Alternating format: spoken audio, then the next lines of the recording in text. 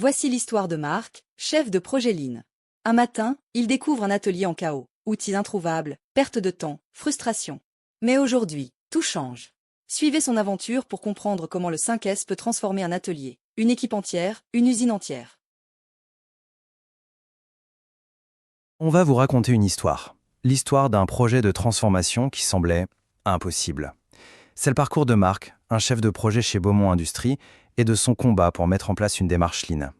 Un projet qui a vraiment frôlé l'échec total avant de devenir un succès qu'on cite en exemple. Allez, on plonge dans son histoire. Voilà. On est directement dans l'ambiance. Cette petite phrase lancée par un opérateur, elle résume absolument tout le chaos que Marc a découvert en arrivant. Des allées complètement bloquées, des outils qui traînent partout, des pièces perdues, bref, un désordre qui coûtait cher. Très, très cher. La première action de Marc, et c'est ça qui est malin, ça n'a pas été de commencer à ranger, non, ça a été de mesurer. Il a monté ce qu'il a appelé un audit 5S choc. Il a mis les opérateurs caméra à la main et les chiffres sont tombés, bruts, incontestables. Le but, c'était pas du tout d'accuser qui que ce soit, mais de créer un véritable électrochoc collectif. Pour que tout le monde se dise « Ok, voilà ce que ce désordre nous coûte à tous ». Et là, d'un coup, le besoin de changer est devenu une évidence. Face à ce constat, Marc savait très bien qu'un simple coup de balai n'allait pas suffire. Le gros défi, il était culturel. Alors pour bien structurer sa démarche et ne rien laisser au hasard, il a décidé de s'appuyer sur un guide solide, le fameux modèle de conduite du changement de Kotter.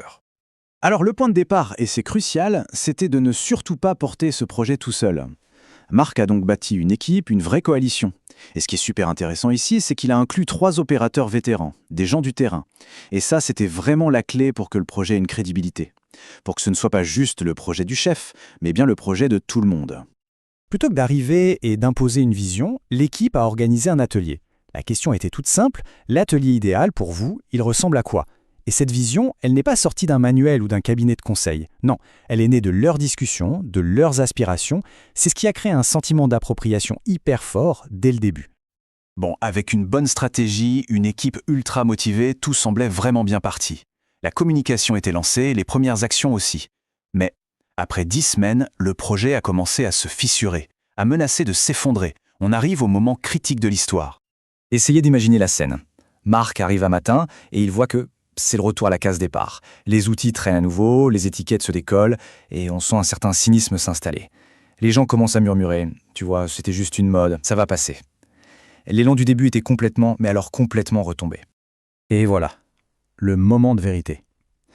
Cette phrase, prononcée par Jean, un opérateur expérimenté, ça a été une véritable claque pour Marc. Elle a révélé la faille immense du projet. Pour les équipes sur le terrain, le 5S était juste perçu comme du travail en plus. Une contrainte sans aucun bénéfice concret pour eux dans leur quotidien. Ces questions, elles ont dû tourner en boucle dans la tête de Marc. Il a compris qu'il avait appliqué la méthode à la perfection, comme dans les livres, mais qu'il avait oublié l'essentiel, le sens, l'utilité immédiate pour ceux qui font le boulot tous les jours. Il avait conçu une solution parfaite, mais sans l'utilisateur final. Face à cet échec qui lui pendait au nez, Marc a pris une décision radicale. Il a tout stoppé. Fini le déploiement à grande échelle. Il s'est concentré sur 2 zones pilotes, 2 zones critiques, avec un seul et unique objectif, créer des succès rapides, visibles, pour prouver que la démarche avait de la valeur. Premier exemple concret, la zone d'assemblage. Une session Kaizen a été menée en express. En écoutant vraiment les opérateurs, ils ont juste repensé les rangements en fonction de la fréquence d'utilisation. L'impact, immédiat. Le temps de recherche a été divisé par 6. Là, ça devenait un gain concret ressenti par tout le monde. Au magasin de pièces, c'était une autre source de frustration énorme. Avec des codes couleurs tout simples et des QR codes sur chaque emplacement, le résultat a été juste spectaculaire. 0 erreur de picking pendant 3 semaines. Là encore, on ne parlait plus de concepts abstraits, mais bien de galères quotidiennes qui disparaissaient sous leurs yeux.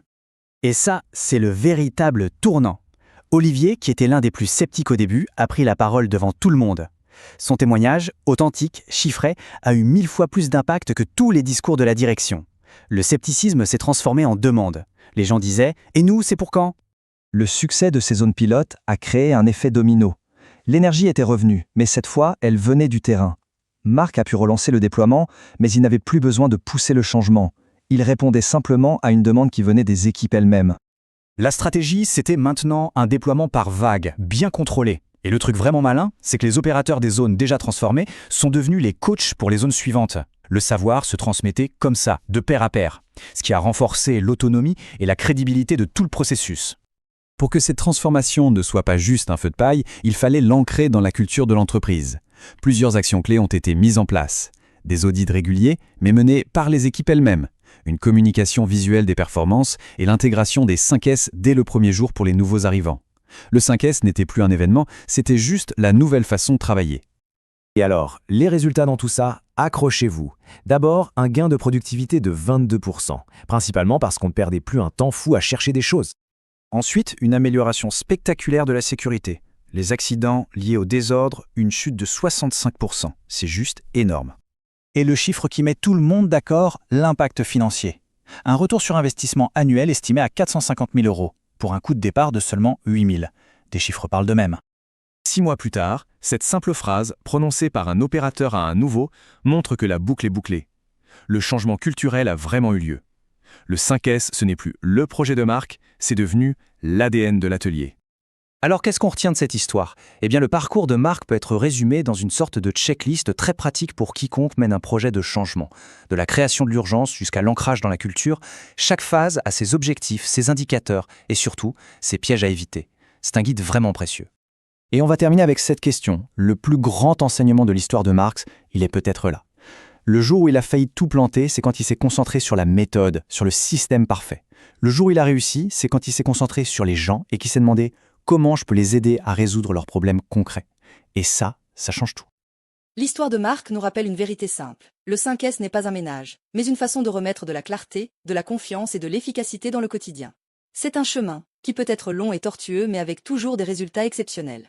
À vous maintenant d'écrire votre propre transformation Lean. Vous pouvez télécharger notre guide gratuit en description de cette vidéo. Cette vidéo vous a été présentée par Theos Consulting, votre expert en transformation d'entreprise. Rejoignez notre chaîne pour découvrir comment nous pouvons vous aider à transformer votre organisation.